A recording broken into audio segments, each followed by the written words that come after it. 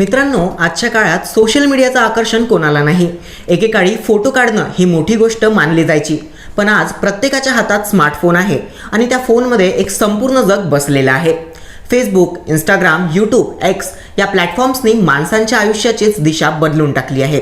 तरुण असो किंवा वृद्ध, सामान्य नागरिक असो किंवा मोठमोठे सेलिब्रिटी, सगळेच या सोशल मीडियाच्या मोहात अडकलेले दिसतात। कोणी मनोरंजनासाठी व्हिडिओ बनवतं, कोणी डान्स रील्स बनवतं, तर काही जण धोकादायक स्टंट करून व्ह्यूज मिळवण्याचा प्रयत्न करतात। पण आजकाल या सोशल मीडियाच्या मोहात एक नवा वर्गही अडकलेला दिसतो, तो म्हणजे राजकारणी। नेते कुठे गेले, कोणाला भेटले, कुठल्या कार्यक्रमाला उपस्थित राहिले, कुठे भाषण दिलं, याचं फोटो, व्हिडिओ, रील्स आणि पोस्ट काही मिनिटातच सोशल मीडियावर येतं आणि अनेकदा ते प्रचंड व्हायरलही होतं। पण कधीकधी ही सोशल मीडिया पोस्ट एखाद्या नेत्याला अडचणीतही आणू शकते। बरं, अशाच घटनेमुळे भंडारा गोंदिया लोकसभा मतदारसंघाचे खासदार डॉक्टर प्रशांत यादवराव पडोळे हे अनेकदा चर्चेत असतात। मंडळी, देशाची राजधानी दिल्ली, देशाचं राजकारण जिथं ठरतं, देशाचे महत्त्वाचे निर्णय जिथे घेतले जातात आणि त्या राजधानीत उभं आहे भारताचं सर्वोच्च लोकशाही मंदिर संसद भवन।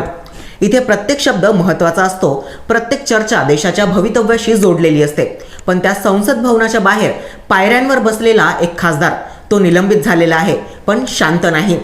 तो संसदेत बोलू शकत नाही, पण संसद भवनाच्या पायऱ्यांवर बसून मात्र तो सरकारला प्रश्न विचारत आहे। हे खासदार दुसरे तिसरे कोणी नसून डॉक्टर प्रशांत पडोळे हेच आहेत। विदर्भातील सहकार क्षेत्रात मोठं नाव असलेले दिवंगत यादवराव पडोळे यांचे ते चिरंजीव। शेतकऱ्यांना 1 लाख रुपये द्या, नाहीतर तुम्हाला थेट उडवून देऊ, असा थेट इशारा देणं कधीच कुणाला जमलं नाही। मात्र प्रशांत भाऊंनी हा थेट इशारा एकेकाळी पंतप्रधान नरेंद्र मोदी आणि राज्याचे मुख्यमंत्री देवेंद्र फडणवीस यांना दिला होता। आक्रमक नेता म्हणून त्यांची ओळख आहे। राजकारणात सुरुवातीला फारसं वजन नसलेलं नाव, पण आज संसदेतून निलंबित झाल्यानंतरही चर्चेत असलेले खासदार। मात्र हा प्रवास इथपर्यंत कसा पोहोचला, संसदेत नेमकं काय घडलं आणि अचानक या खासदाराची देशभर चर्चा का सुरू झाली, चला पाहूया ही संपूर्ण कहाणी। नमस्कार, तुमच्यासोबत मी शंकर आणि तुम्ही बघत आहात झकास मराठी। दिल्लीमध्ये सध्या संसदेचं अर्थसंकल्पीय अधिवेशन सुरू आहे। नेहमीप्रमाणे सत्ताधारी आणि विरोधक यांच्यात वातावरण आधीच तापलेलं होतं। अशाच वेळी लोकसभेतील विरोधी पक्षनेते राहुल गांधी यांनी एक गंभीर मुद्दा उपस्थित केला। माजी लष्कर प्रमुख जनरल मनोज नरवणे यांच्या अप्रकाशित पुस्तकातील एका संदर्भाचा त्यांनी उल्लेख केला। हा संदर्भ येताच सभागृहात अचानक गोंधळ उडाला। सत्ताधारी आणि विरोधक पक्षातील खासदारांमध्ये जोरदार आरोप प्रत्यारोप सुरू झाले। 2 फेब्रुवारीला संसदेत अक्षरशः रणकंदर माजलं। दुसऱ्या दिवशी म्हणजे 3 फेब्रुवारीला संसदेची कारवाई सुरू होताच राहुल गांधी पुन्हा सरकारवर टीका करू लागले। मात्र पीठासीन अधिकाऱ्यांनी त्यांना बोलण्यापासून रोखलं। यावर काँग्रेसच्या काही खासदारांनी तीव्र निषेध व्यक्त केला। सभागृहातील वातावरण अधिकच चिघळलं। काही खासदार थेट पीठासीन अधिकाऱ्यांच्या आसनाकडे गेले आणि गोंधळात काही कागद भिरकावले गेले। या प्रकरणावर लोकसभेने कडक भूमिका घेतली। या गोंधळात सहभागी झाल्याचा आरोप करत डॉक्टर प्रशांत पडोळे यांच्यासह विरोधी पक्षातील 8 खासदारांना संपूर्ण अर्थसंकल्पीय अधिवेशनासाठी निलंबित करण्यात आलं। निलंबन झालं खरं, पण शेवटी 17 मार्चला सर्व खासदारांचे निलंबन हटविण्यात आलं। सामान्यतः निलंबन झाल्यावर परिस्थितीत खासदार काही दिवस शांत राहतात। राजकीय वाद टाळण्यासाठी ते चर्चेपासून दूर राहतात, पण प्रशांत पडोळे तसं करणाऱ्यांपैकी नव्हतेच। निलंबन झाल्यानंतर त्यांनी संसद परिसर सोडला नाही। लोकसभेच्या पायऱ्यांवर बसून त्यांनी आंदोलन सुरू केलं। यामुळेच ते सध्या चर्चेत आहेत। त्यांचा मुद्दा आहे मनरेगा अंतर्गत काम करणाऱ्या ग्राम रोजगार सेवकांचा। ग्राम रोजगार सेवक म्हणजे ग्रामीण रोजगार हमी योजनेचा कणा। गावोगाव रोजगार हमीची काम सुरू ठेवण्यासाठी हे कर्मचारी अत्यंत महत्त्वाची भूमिका बजावतात। पण महाराष्ट्रात या कर्मचाऱ्यांना मिळणारं मानधन अत्यंत कमी असल्याची तक्रार अनेक वर्षांपासून आहे। संसदेच्या पायऱ्यांवर बसून पडोळे यांनी सरकारला प्रश्न विचारला। देशातील इतर राज्यांमध्ये ग्राम रोजगार सेवकांना जास्त मानधन मिळतं, पण महाराष्ट्रात त्यांच्यावर अन्याय का? उदाहरण म्हणून त्यांनी काही राज्यांची आकडेवारीही मांडली। काही राज्यांमध्ये ग्राम रोजगार सेवकांना 15 ते 20 हजार रुपयांपर्यंत मानधन मिळतं, पण महाराष्ट्रात काही ठिकाणी फक्त 4 ते 5 हजार रुपये, तेही अनेकदा 6-6 महिने थकीत। या अन्यायाविरोधात पडोळे संसद भवनाच्या पायऱ्यांवर बसून अक्षरशः आंदोलन करत होते। त्यांनी यापूर्वी शेतकऱ्यांचा मुद्दा, नागपुरातील नागनदीचा मुद्दा, गॅस सिलेंडरचा असे अनेक मुद्दे लावून धरले आणि सोशल मीडियावर चर्चेत आले। मात्र आज संसदेत आवाज उठवणारे प्रशांत पडोळे काही वर्षांपूर्वी राजकारणात फार मोठं नाव नव्हते। 2014 मध्ये त्यांनी शिवसेनेच्या तिकिटावर साकोली विधानसभा निवडणूक लढवली, पण त्या निवडणुकीत त्यांची जमानत जप्त झाली। राजकीय दृष्ट्या हा मोठा धक्का होता। अनेकांसाठी अशी हार म्हणजे राजकारण संपल्यासारखं असतं, पण पडोळे यांनी हार मानली नाही. हळूहळू त्यांनी भंडारा आणि गोंदिया जिल्ह्यात आपला संपर्क वाढवायला सुरुवात केली.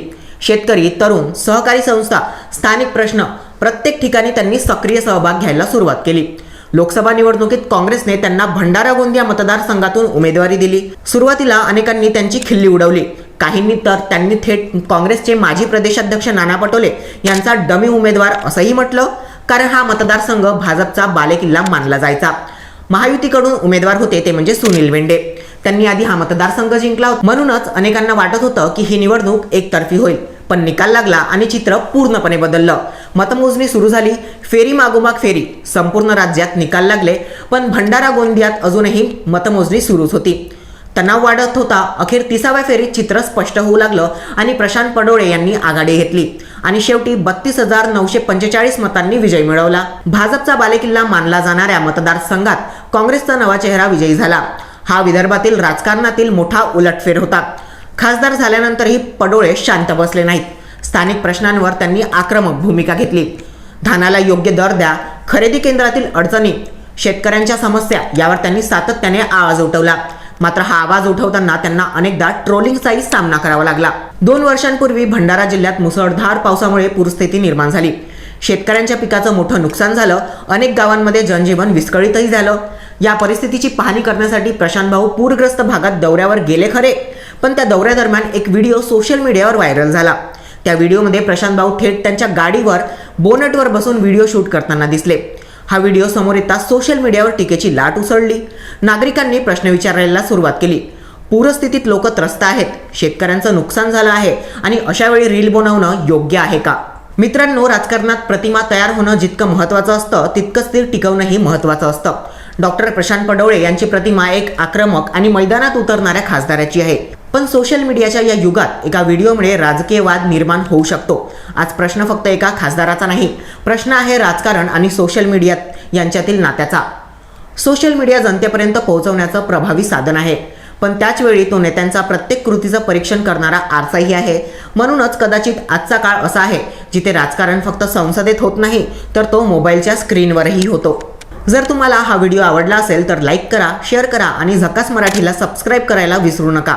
आणि हो, इंस्टाग्रामलाही फॉलो करा.